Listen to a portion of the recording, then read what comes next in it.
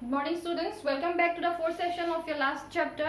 In the last session, we have discussed about colloids and suspension. So, if you have not understand this effect, Tyndall effect. Okay, what is Tyndall effect? Tyndall effect is the effect in which we can see the path of the light. Okay, then say for example, if you will take milk and water, milk is a colloid, water is a pure solvent. If you will take milk and water in a dark room, okay, then if we will put a torch light on both milk and water, then if we will see, you can see that in the milk you can see the path of the light, but in water you cannot see the path of the light. That is, it does not scatter the light particles. Okay, therefore whenever we will see the path of the light falling through a solution, that type of effect is known as a Tyndall effect. Say for example, whenever sun rays falls through the window or the ventilator in a dark room, then you can see the path of the light with the dust particles, along with the dust particles. So this type of effect is known as Tyndall effect. Now you say in that session I have not discussed about the properties of colloids. Okay, what are colloid properties of colloid? This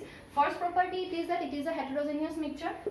It is a heterogeneous. It is a heterogeneous mixture. Then number 2, scatters the light. Number 3, shows Tyndall effect. Okay, they shows Tyndall effect. Then the size of the particles. The size of particles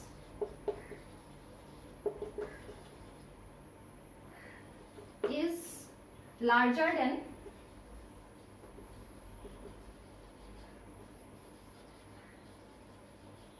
solution, but it is, the size of the particle is smaller than that of the suspension. Okay, then cannot be separated by simple physical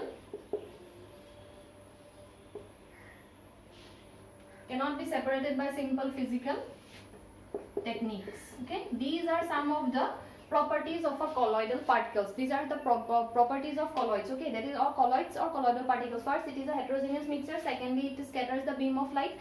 Then shows Tyndall effect. The particles, that is a colloidal solution, shows Tyndall effect. The size of the particles is larger than that of the solution but smaller than that of the suspension. Okay, then it cannot be separated by simple physical techniques. That is, we can separate the suspension through simple filtration. Okay, then this solution can also be, say for example, salt solution. It is a solution. We can separate the salt solution by the process of evaporation. We can separate the water particles and the salt particles by evaporation, but these techniques cannot be used for separating the colloidal particle.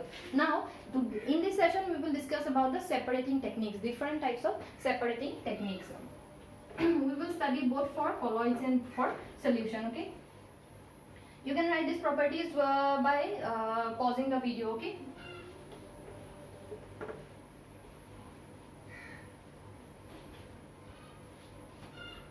now you see the first separating techniques. You can say for example, I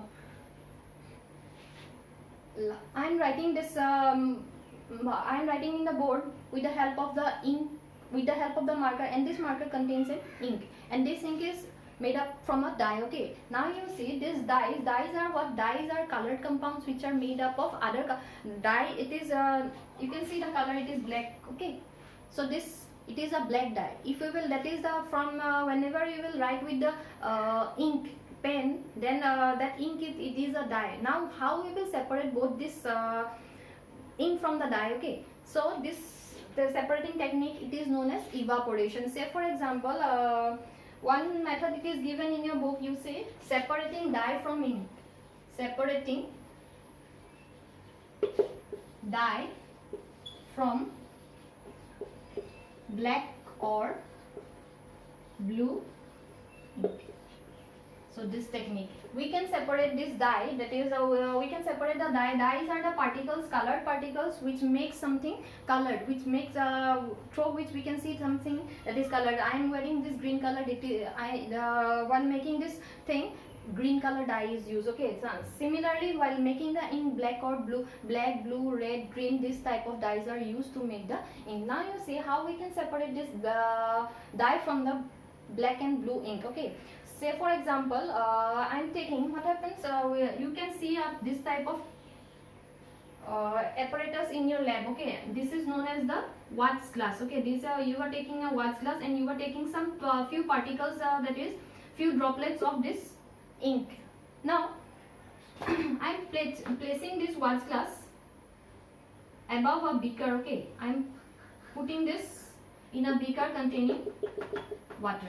Now slowly I will try heating it. Okay, I'm heating it with the help of fire that comes from the Bunsen burner. Okay, now while heating, what happens? This, we cannot directly heat the Watts glass. Okay, therefore I am taking the beaker, in above the beaker I am taking the Watts glass. Okay, now what happens, whenever we will heat this, the heat particles, the heat from the beaker, it will be transferred to the Watts glass. Now with the help of in the Watts glass contain what? The ink. Okay, now slowly you can see that whenever the heat, with the increase in heat, slightly the ink particles, that is the solution that is present, that is the solvent, it will slowly evaporate from the Watts glass, and at last you can find some dry particles, that is the dye.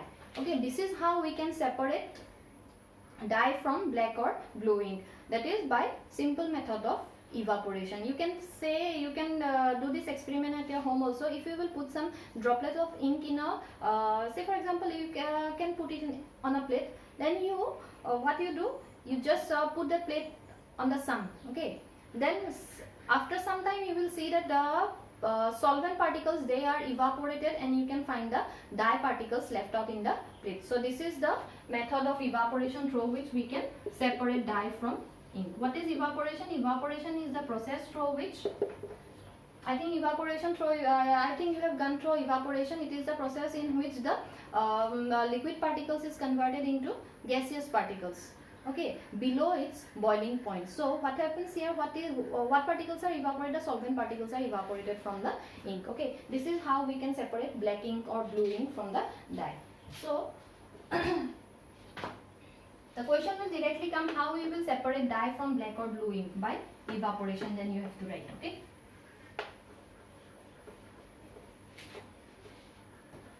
Next technique, separating. Number 2, separating milk, or separating cream from milk.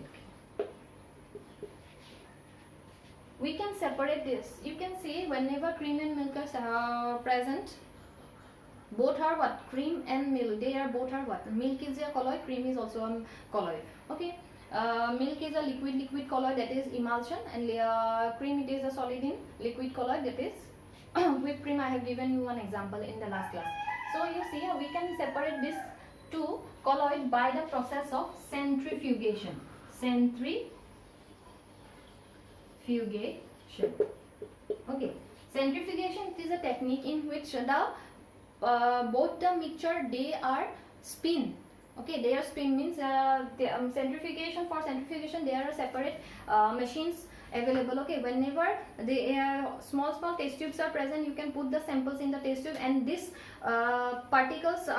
this mixture, it is spin in a centrifugation machine. Okay, whenever it will be spin, the particles that are both this cream and milk particles, they are both separated. We can find out separately the heavier particles will fall down and the lighter particles which will rise up. Okay, therefore you can see in this way. Say for example, if it is a solution, then the heavier particles, it will be present here, and the other particles, it will, that is the liquid particles, will be separated from the solid particles in this way. So this is the method of centrifugation. What is centrifugation? It is a technique in which the particles are separated by spinning the particles at very high revolutionary speed, or you can write it in this way. It is a technique in which the samples or the of mixture, it is separated by spinning the particles at, in your book it is given like 3600 rotation per minute. Okay, 3600 rotation per minute or 100 rotation per minute. In this way we can separate the mixture. That is the technique in which the mixtures are separated by rotating them at a very high speed. So this is the process of centrifugation. For example, then one more technique, the centrifugation, it is applied for you have in exam, the application of centrifugation will come. Okay, you see what are the application of centrifugation. One is the simplest example for application of centrifugation. It is the washing machine that we use the washing machine for drying up of our clothes. Okay, whoever have your washing machine, you can see that whenever we will dry up the clothes, what happens, the machine used to spin. Okay, that is the machine while spinning, they squeeze out the water. So what technique it is used? Centrifugation technique it is used. That you can see one technique it is. Then one more technique, application of centrifugation, it is used in the laboratory.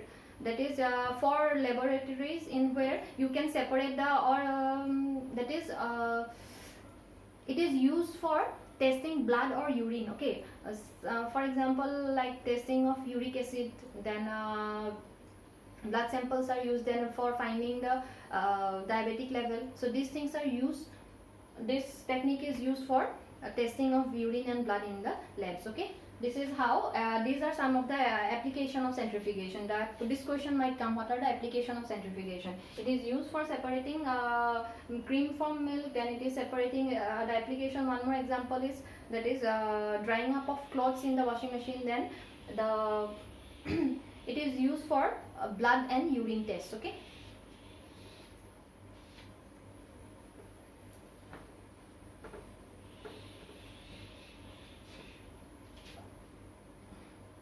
then number 3, separating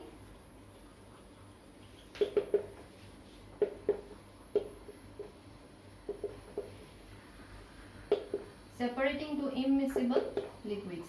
Immiscible liquids means what? If you will mix up oil and water, oil is also a liquid, milk is also a liquid. So both these liquids have different densities, so they will never mix up. Okay, how now if we will put some oil in a glass of water, now you have to separate the oil and water. So how we will separate these two immiscible liquid? Because of the difference in the densities, we can use one technique, that is by separating funnel. Okay, by using separating funnel.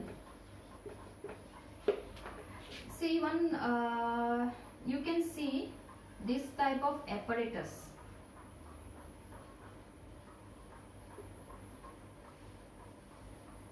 This type of apparatus in your lab. Okay, this is known as the separating funnel. So in the separating funnel, what we do, we shake the mixture. Okay, the mixture contains two immiscible liquid. Now we will shake the separating funnel by putting the mixture of the two immiscible liquids. Now while shaking, what happens, due to the difference in the densities, both the liquids, that is the mixtures, they will separate out. Now through this nozzle, whenever we will open it up, the lower density particle will heavier density will come down first. Then if we want the heavier particles, then it will remain here, and the lower density particle will come out from the nozzle. So this is how separating funnel is used for the separating immiscible liquids, by using separating funnel. What happens, say for example, say this is one liquid and this is another liquid. Okay, so because whenever we will shake the separating funnel, then there will be separation of the immiscible liquids from each other. Okay, because of the difference in the densities, then the particles with lower density, it will come down first.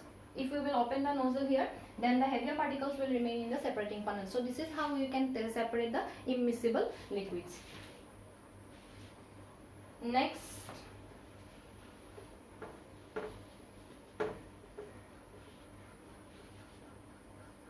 number 4, separating two salts. Say for example, separating salts and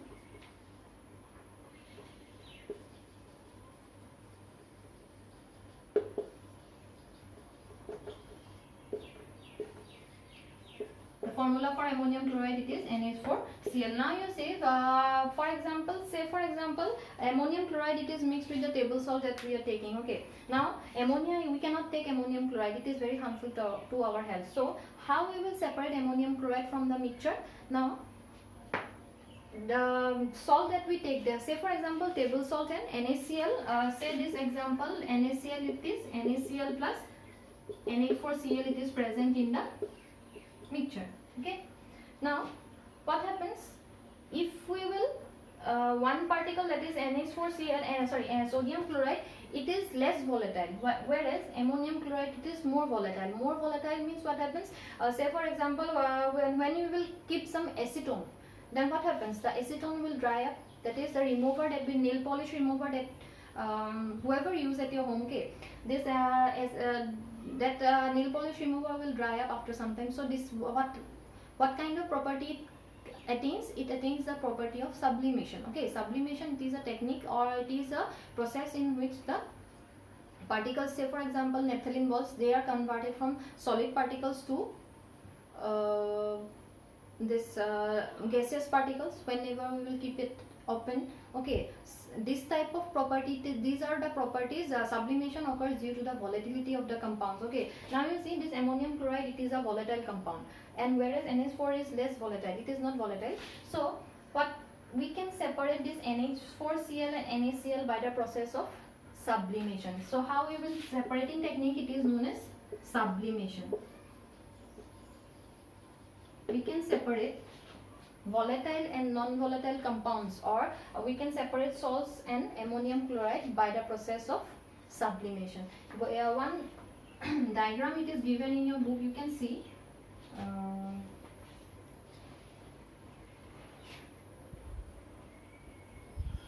In a porcelain basin, here this mixture is present. Okay, here this mixture NaCl and NH4Cl mixture, it is present. Now I am covering this mixture, this separating funnel, I am covering this porcelain basin. This is a porcelain basin, okay, porcelain. White color one basin, it is present like a bowl shaped basin, it is present in your lab. You can see that is known as the porcelain basin. Okay, now I am covering this porcelain basin with a funnel, and what I am doing, this putting a cotton bud in the funnel. Okay, here one beaker, it is present, a porcelain basin, it is put upon a beaker containing water, and I am heating it. Okay, now heat is provided to the beaker, because due to the heating up of the liquid, this porcelain basin will also attain some heat, and whenever heat will be obtained by the mixture, that is NaCl and NH4Cl mixture, whenever it will attain the heat that is exerted by the beaker on the porcelain basin, what happens, because NH4Cl, it is volatile compound, so it will start sublimating, that is it will directly convert it from the solid state to the gaseous state. Now what happens, this we can see some droplets, like this kind of droplets are present in the funnel. Okay, that is the droplet particles of NH4Cl. First of all, they are sublimating, that is it is converted from solid state to the liquid state. Then from solid state to liquid, it will start condensing again, from solid state to gaseous state, they are converting. After condensation, because the heat exerted here, it is not exerted that much in the funnel. Okay, therefore they will start condensing, and you can see the droplets of NH4Cl. So this is how we can separate NaCl and NH4Cl. I am telling again, I am taking NH4Cl and NaCl in a porcelain basin. Now this porcelain basin is covered with a funnel, and the opening of the funnel, it is that is so that the NH4Cl cannot go up there. Therefore I am putting a cotton bud in the opening of the funnel. Okay, now this porcelain basin, it is put up is kept on a beaker which is containing hot water, or we are heating this beaker. I am providing heat to the beaker. Now what happens? The heat is exerted from the beaker to the porcelain basin. Since NH4Cl, it is a sublimating substance, or it is a sublime, or it is a volatile substance. Therefore, what happens whenever it will attain heat, it will start sublimating, and the vapors of the NH4Cl will move to the funnel. Now, again, you see the funnel, the heat that is present in the beaker or in the porcelain, that is the heat, that heat is not present in the funnel. Therefore, the NH4Cl particles will start condensing, that is they will transfer from gaseous state to the liquid state. So you can find out some droplets of the NH4Cl in the beaker. So this is how we can separate. Now after some time you can see there will be no vapors going out, and at that time you will come to know that the no more substance can be sublimated, and NaCl it is present in the or it is left out in the porcelain basin. So this is how we can separate two kinds of salt, that is NaCl and NH4Cl. Or this is a technique through which we can, whenever there will be a mixture of ammonium chloride in a salt, so this is the technique through which we can separate both the mixture by sublimation process. Okay. Next, and I think I will conclude here. In the next session we will discuss about chromatography and the physical and chemical changes. Thank you.